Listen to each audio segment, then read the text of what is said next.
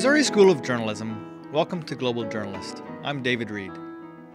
On today's show, we'll hear from three prominent journalists from Pakistan's television news industry. But first, World Watch. Barack Obama this week made his first trip to Israel as President of the United States. Obama spoke in Tel Aviv and Jerusalem and pushed for progress in the Middle East peace process. He urged Israelis to look at the world through the eyes of Palestinians, and he was quick to add that the enemies of Israel must change their rhetoric and tactics to reflect modern reality. During his first term, Obama insisted that Israel stop its settlement expansions in the West Bank. But on this trip, the president stopped short of that position, saying only that the Jewish settlements are an obstacle to peace. Obama heads to Jordan on Friday before returning home. Foreign policy organizations and media outlets held forums and produced retrospectives this week to mark the 10th anniversary of the U.S. war in Iraq. But there was not much discussion in Washington. President Obama never mentioned it during appearances, but issued a written statement saluting the soldiers and the nearly 4,500 Americans who died during the war. Elsewhere in the region, news agencies report that a leading Sunni cleric and more than a dozen others were killed in an explosion at a mosque in the Syrian capital of Damascus. The cleric was a vocal supporter of President Bashar al-Assad. Earlier in the week, supporters and opponents of the Assad regime accused each other of firing a missile laden with chemicals that killed 26 people. In a more positive development, the jailed leader of the Kurdistan Workers' Party in Turkey called for a ceasefire and the removal of all his fighters from Turkish soil. The letter from Abdullah Öcalan was read to crowds gathered in the Kurdish heartland. There have been previous periods of ceasefire between Turkey and the group during 3 decades of armed conflict. But the New York Times points out that never before has a broader peace process had as much support at the highest levels of both the Turkish and Kurdish leadership. Meanwhile, the military maneuvering in the Korean peninsula continues. The United States flew B-52 bombers over South Korea, and the North Korean military warned that U.S. bases in Guam and Japan are within its striking range. In financial news, the largest bank in Cyprus declared that the country is on the brink of, quote, salvation or destruction. The European Central Bank has given the island nation until Monday to raise the funds it needs to secure a bailout. All Cypriot banks have been shut until next Tuesday to prevent mass withdrawals, but long lines have been forming at cash machines. And that's it for World Watch. In the past decade, Pakistan's media has become larger, more powerful, and more independent. The number of private television channels has grown from just one state-run channel in 2000 to 89 in 2012. But the challenges to practicing journalists are also growing. The Committee to Protect Journalists reports that so far this year, more reporters have been killed in Pakistan than any other country. The economy is faltering, and militant violence is spreading. Now, Pakistan is about to make political history. The democratically elected government stepped down at the end of its 5-year term last weekend, and elections are scheduled to take place in May. This could mark the first transfer of power from one democratic government to another elected government. Joining us today in the studio are 2 television correspondents and a bureau chief working in Pakistan. The 3 are visiting the Missouri School of Journalism as part of a cultural exchange program sponsored by the East-West Center. Welcome. Thank you. First of all, Nasir Ali Kokar is a special correspondent with KTN News TV in Hyderabad. Nasir also contributes a weekly column in the largest circulated Sindhi daily newspaper. He's directed and produced several socio-political talk shows and documentaries for KTN News on issues such as human rights, child labor, religious extremism, honor killing, and water crises.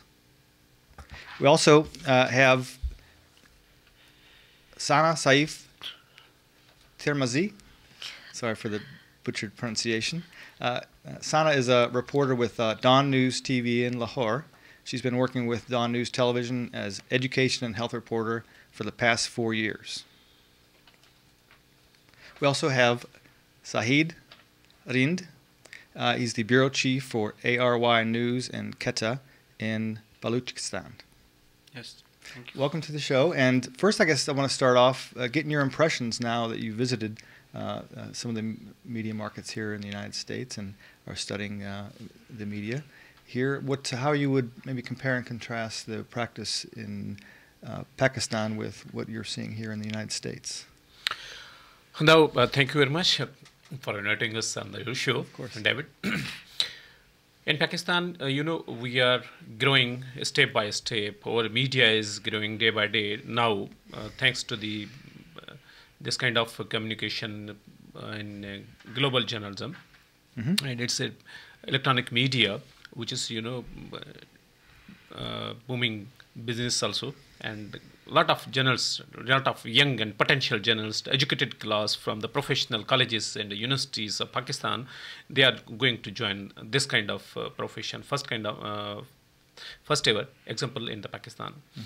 Secondly, in the USA, we are far behind your democracy, as we are far behind your journalistic ethics, freedom of expression, and professional objectivism, fairness, these kind of things.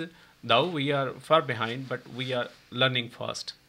Our institutions, our reporters, our newspapers are going to be mature to come of the age. So in Pakistan, we are struggling for these kind of things, professionalism.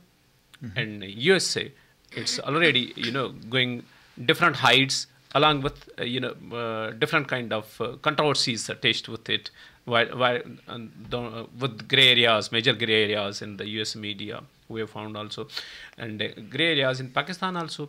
So it's about the travel, it's about the journey of journalism, right, which is going well in Pakistan now.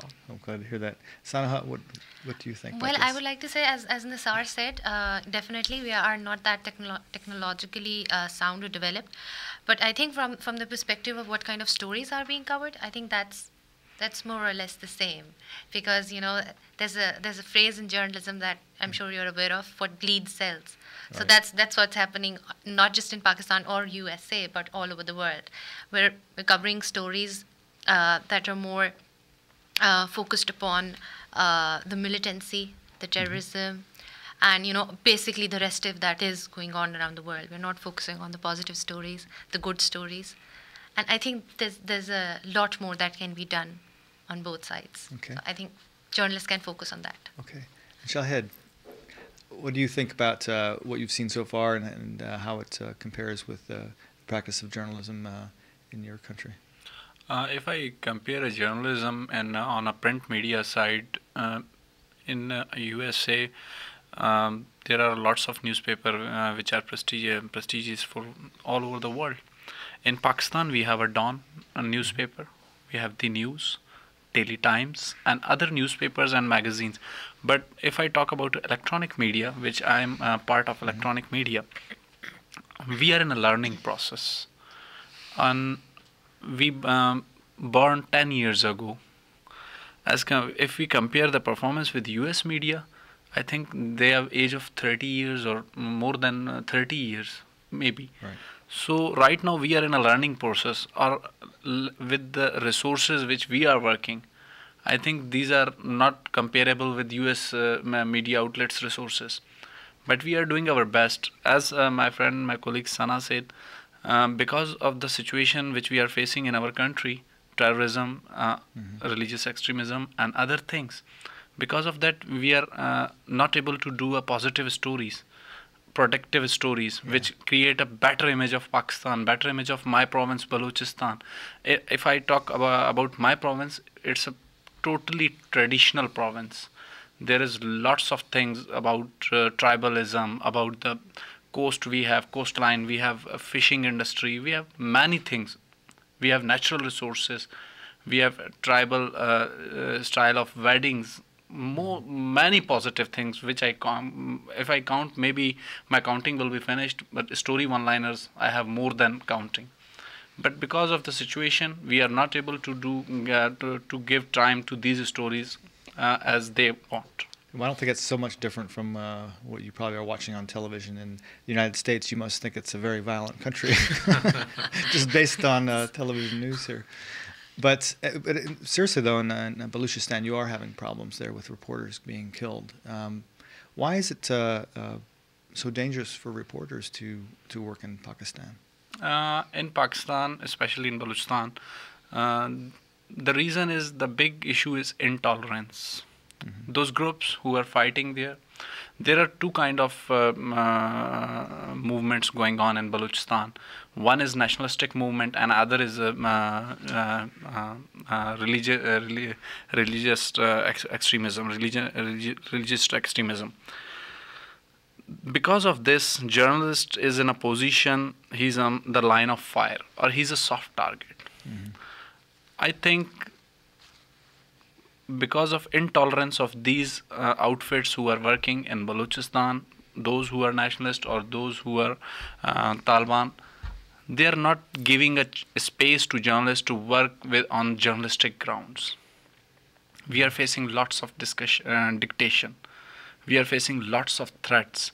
More than 30 journalists targeted in Balochistan. If I give you example, if I blame on the militant outfits or other groups, same as media outlets are responsible. Maybe I'm very lucky with the director news I'm working. He's very professional. Many times when he feels myself, me, or my team is in danger, so he give me directions, go away from that place. First save yourself, then go for a footage, then go for a story. First priority is your life. But if I see on other channels, I don't see that professionalism. Because of breaking news, we are sacrificing our friends. We are losing our friends, our journalists in Balochistan. I give you one example. There was a senior journalist in Quetta gunned down, Dr. Chishti Mujahid. Nationalist outfit claimed that responsibility of killing. But when we inquire on all of the situation, Dr. Chishti Mujahid write one write-up on nationalist issue. He sent it to his editor, and editor include one sentence, which was which was not acceptable for that nationalist outfit. That nationalist outfit threat Dr. Chishti Mujahid, and they asked him what you did. It was not good. He said, I not did this. This sentence was not mine. Wow. So the amendment of editor killed the journalist. In which circumstances we are working in Quetta, in Balochistan, many of the news channels or the journalistic organizations in Pakistan is not understanding the problems of journalists in Balochistan. I said, I'm too much lucky. My boss who is heading me, he's so much professional. He's aware about the situation of Balochistan. Many times, I'm his subordinate. I said, no, sir, we are not doing this or like this. He said, okay. As you said, we go on that way. Okay. Have you personally been threatened or have any close calls? We face call many times.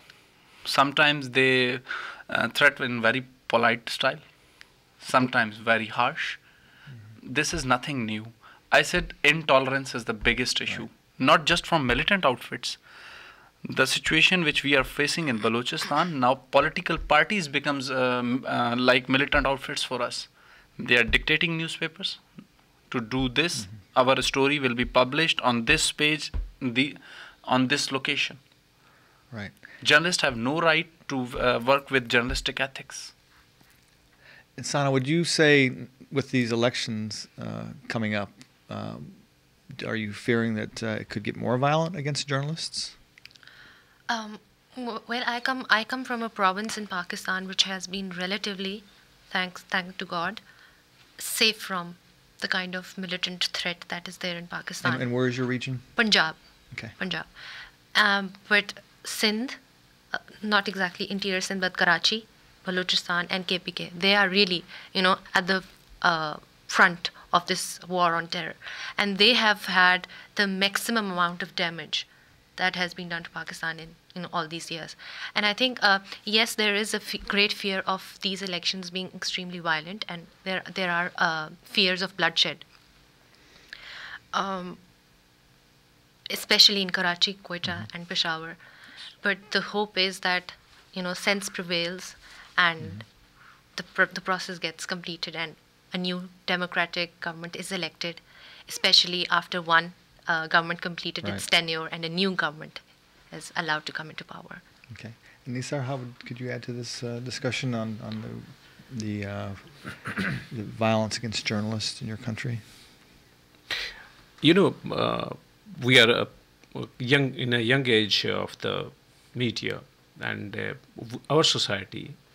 Problem with the society and its stakeholders, political parties, militant groups, government, they are all surprised. I mean, where from they have come, you know, how to face them.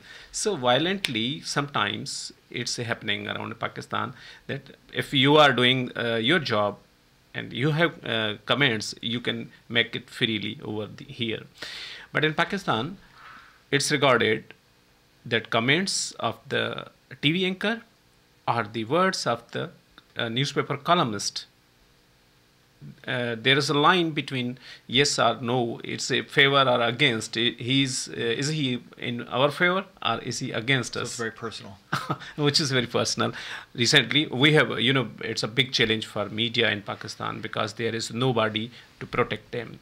I mean, sometimes we feel helpless. Even government bodies are not going to help them. Recently, a popular TV anchor was, you know, threatened with the live bomb under his car in Islamabad. Right. Only because he aired some comments over his popular show at the night. And so the government does not investigate, so there's a feeling of impunity. That's the point, because government has many differences with the media also. Government, through law and through many tactics, you know, sometimes it's going to ban all the TV channels. Sometimes they are thinking, but they can't do now. Media and civil society and public has such a passion for freedom of expression, freedom of speech in our society, that even government can't, you know, sustain this kind of things. In our society, we have had censorships, which, you know, in newspapers, in the military rule, we were supposed to, editor of the newspaper was supposed to present that newspaper before the military officer, and he has to choose which one which one news should be published or not. He was playing the basically gatekeeper's role. Now we have crossed that limit. Right. But pressures are always there. Pressures from militant groups, pressure from political parties groups, pressure from government bodies also. What about the military? Go ahead. Well, I was just going to take on from the points of both of my colleagues, and the pressures are not only external; they're internal, from within. Self-censorship, and also the policy of the paper or the organization we're working for, or maybe what kind of interest or what sort of party, you know, they are too. So, you know. Okay. Now, is there concern about the military taking over during this sort of the void of leadership? Musharraf is coming back, he says. Musharraf is coming back without uniform, so there is no reservations or no concerns. Musharraf will come back in government. Another thing, in Pakistan, very first time, judiciary is independent. Media is so much vibrant. So it will be not easy for military to take over the government. But as far as we know, Pakistan, anything is possible. But the things which are changing day by day, as earlier we have not independent judiciary like today we have. Earlier we have not vibrant media. Today we have. So things are changing a little bit. It is the first time our democratic government can complete that constitutional tenure. Right. It's the history of Pakistan. And also military, especially the chief of army staff, he has on various occasions openly said our hands are up. We are not going to get into this political game, and you are free to complete your tenure. We are not going to get into this political game anymore. So, I mean, that's a good sign. In the past, it was always military dictating the politics. We haven't seen that, not in the open. Okay. Do you feel any need to, sorry, maybe you can answer this, any need to self-censor when you're reporting about the military? I mean, so it's not only about military. In Pakistani press now, and Pakistani media, self-censorship is there. Sometimes you have to censor. You can't go with all the truth. Right. Simply. So trend of censorship is there in the comments, political commentary. When you are going to write about those things like critical things in the society, which are critical relations between the institutions. So you have to be sensible and censorship.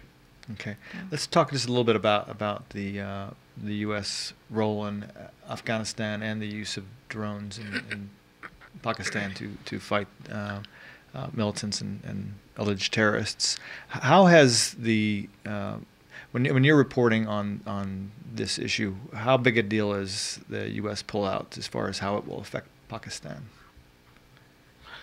I mean, it's a big question mark, because USA is dealing directly with the Taliban. They are talking with them since last 1 year secretly. Now they have opened their office at Doha. While we at the end of the government and the people of Pakistan, we were told that they are the enemies. Taliban. Yeah, I'm talking about Taliban militants, particularly Pakistani and Afghan Taliban, because we were victims of those attacks which were made on our soil. They killed our people in every city. They become the name of terror for our society. So now when they are going directly to deal with them, so we and our people want to know, are we on board? Right. In that reconciliation process, in this peace process, because pulling out from the Afghanistan, it shouldn't be same like you pulled out from the Afghanistan in same manner when we were fighting with the Russians. Okay. So such kind of things, if there is a reconciliation, that's fine. If there are talks, after every conflict, we have to go through the talks. There are some serious reservations and serious concerns in the Pakistani press and the Pakistani people about this kind of reconciliation, because even government have concerns. Even I don't want to comment about Karzai's such things which he made, some remarks he made over in the Afghanistan, President Karzai of Afghanistan. Yeah. Right. So, but we should be in mutual trust and cooperation while going through reconciliation, while going through talks with these kind of militants. Okay. Shahed, what are your feelings on the impact of the U.S. pullout from Afghanistan? There are big impacts of Afghan refugees in my province. We are facing lots of problem because of their refugees and those who becomes our guest from 80s era. There is, if I give you example of our hospitals, in our government hospitals, if 20% patients were local from Balochistan, then 80% were Afghan refugees. Same as in education sector, same as other utility areas or other areas. So we are facing lots of burden because of refugees. If 2014 US pull out from Afghanistan and there will be the rest and they go back, so I think it will be fruitful for my province. It will be in a benefit of my province. But if US pull out like 80s era, so I think things becomes more worse. All right. Than as we see in history. Okay. Now, before we get to our final comments, I wanted to remind everyone that you can listen to this program anytime by downloading our podcast at globaljournalist.org. You can also find interesting articles, photos, and interviews related to our program on our website. And please send us questions or comments via globaljournalist@kbia.org or our Facebook page. You can also follow us on Twitter at globaljorn. Now, so kind of briefly, how would you describe your feelings about the future of journalism in Pakistan. Is it going to get better, do you think, or is it facing challenge that where it could become worse to be a practicing journalist in Pakistan? I'm hopeful about the future of the Pakistani media and Pakistani journalist, because it's a passion and professional passion for people. They are fighting for our people's right of freedom of expression and right to know. So I think we are going through critical phase. Our next generation would feel easy and would go easy in these kind of things in the media, and there would one day free media, totally free media, and everybody would have right to know, would have right to speech, would have right to write whatever he write. And right to feel safe. Ah, yeah. Yes. Yeah. Sana, how would you describe I would say if view? things are going to go in the same manner, the way they are, as in, in the past 5 years, media never really felt, threatened by the government. Media houses were not closed down, or organizations were not asked to close down their channel. I think if the trend continues that way, media will become much more mature. And also if exchanges like these, like the one we are in, if they continue, we are going to learn from each other's experience, and we can see the kind of practices are being carried out around the world, and we can carry that back home and apply them in our field. So I've definitely got a lot of hope for media in Pakistan. And Shahid, your closing comment briefly.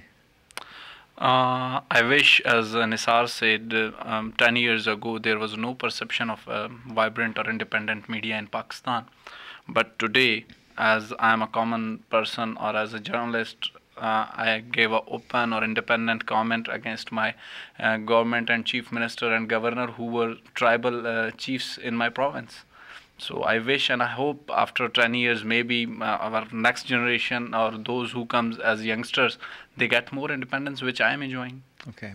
Well, thank you all. It's been a fascinating conversation, and thank you so much for joining the show. Thank you very much, David. Our program is produced by the Reynolds Journalism Institute and the Missouri School of Journalism. Our program is directed by Travis McMillan, audio by Pat Akers. Raymond Tungakar is our executive producer. Mikkel Christensen is the lead producer. Just ahead is Free Press Watch, and please join us again next week for another Global Journalist. I'm David Reed. I'm Sasu Siegelbaum. It's time for your weekly Free Press Watch, a segment on Global Journalist where we bring you a rundown of major events affecting press freedom around the world. This week's news comes from Venezuela and Brazil. The last remaining Venezuelan TV station critical of the government, Globovisión, is being sold to an insurance company. Spanish newspaper El País reported that the station's president, Guillermo Zuluaga, had been harassed by the government and forced into accepting a purchase offer by businessman Juan Domingo Cordero. Employees told the Associated Press that the editorial line of Globovisión is expected to change under the new management. Zuluaga said the condition that the sale must happen after the country's presidential elections on April 14th. Two unidentified gunmen shot and killed a Brazilian journalist in the municipality of Ipatinga in the southeastern Brazilian state of Minas Gerais on March 8th. Journalist Rodrigo Neto was the host of Plantão Policial on Radio Vanguardia. He had also just started working as a local reporter for the daily Jornal Vale do Aço the week before he was shot. According to Jornal Vale do Aço, two unidentified gunmen on a motorcycle shot Neto while he was getting into his car after a local barbecue. Neto had frequently reported on police corruption throughout his journalistic career. He is the second journalist murdered in Brazil in the last month. Mafalda Bezerra Goes, a radio host from northeast Brazil who spoke out against crime in the city of Jaguaribe, was also shot dead February 22nd. According to the Committee to Protect Journalists, 12 journalists have been murdered in Brazil since 2011, and a recent spike in violence towards journalists has made the South American country one of the most dangerous places for them to work. You can find more about these and other events affecting press freedom around the world at globaljournalist.org. Thanks for joining us for Free Press Watch.